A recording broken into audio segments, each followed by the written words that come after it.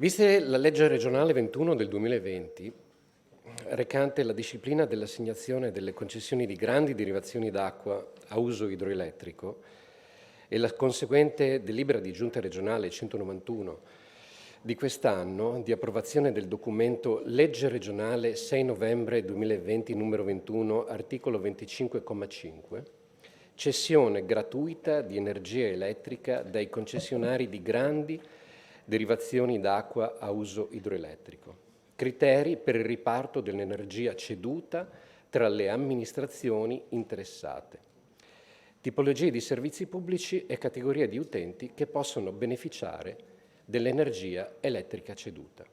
Considerato che la citata delibera di giunta prevede che per ciascuna grande derivazione a uso idroelettrico i concessionari sono tenuti a fornire a titolo gratuito annualmente alla Regione 220 kWh per ogni kilowatt di potenza nominale media di concessione e che tale cessione è effettuata mediante l'integrale monetizzazione dell'energia da fornire gratuitamente, il cui controvalore è calcolato con le modalità indicate sempre nella delibera di giunta regionale, per poi essere destinato alla Regione integralmente ai territori di riferimento. Tenuto conto che per il 2021 l'importo, come tra l'altro da lei dichiarato, ammonterebbe a 4.126.000 euro, considerato che 2 consorzi su 3 hanno liquidato la loro quota parte, mentre il terzo ha fatto ricorso e quindi non ha pagato la sua quota parte, vanificando così la garanzia spettante ai comuni e alle comunità di montagna di riferimento. Tutto ciò premesso, si interroga l'assessore competente per sapere quali azioni intende intraprendere nelle more della definizione della controversia instaurata da uno dei consorzi e si intende anticipare e se la Regione, questa Giunta, intende anticipare gli importi non corrisposti alle comunità a cui spettano. Grazie consigliere. Assessore Scucimarro.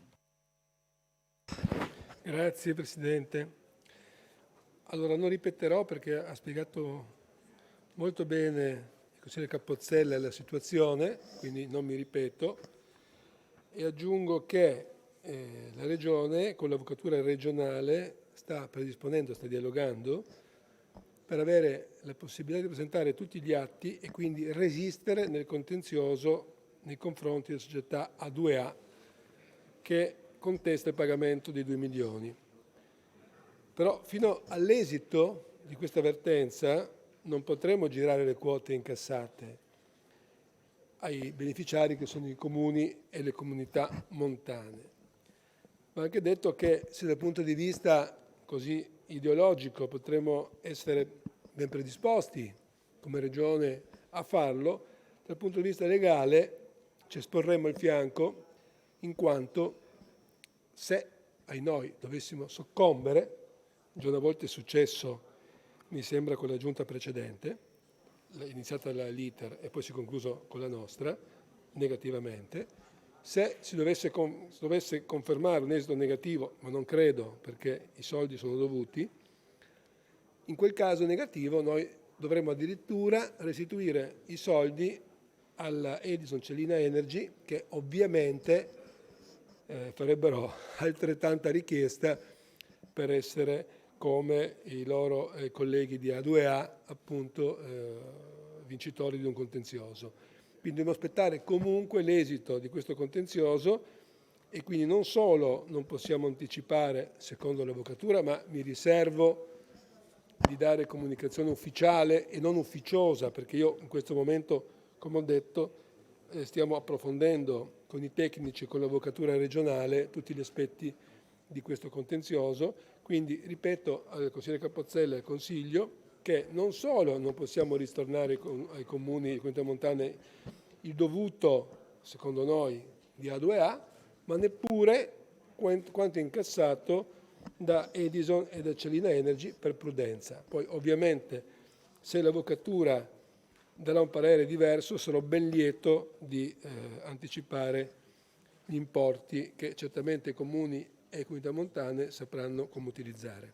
Grazie. Grazie. Cappozzella. Sono soddisfatto della risposta, Assessore, e sono felice di essere giunto a conoscenza da lei che la Regione intende resistere ad A2A. Sono convinto che l'atteggiamento di A2A si confermi predatorio nei confronti dei territori e che ci sia una strategia dietro. Ritengo che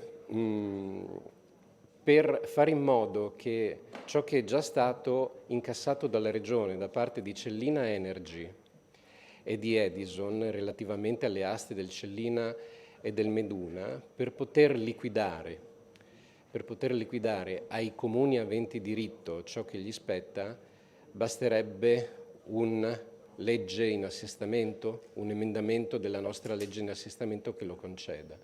Anche perché inevitabilmente l'atteggiamento di A2A inficia, che riguarda la Carnia, sostanzialmente l'asta del tagliamento, va ad inficiare, a penalizzare, a colpire duramente altri territori. Quindi la preghiera è quella di elaborare un emendamento in assestamento per normare la possibilità di liquidare le quote che la Regione ha già incassato. Grazie Assessore, grazie Presidente. Grazie.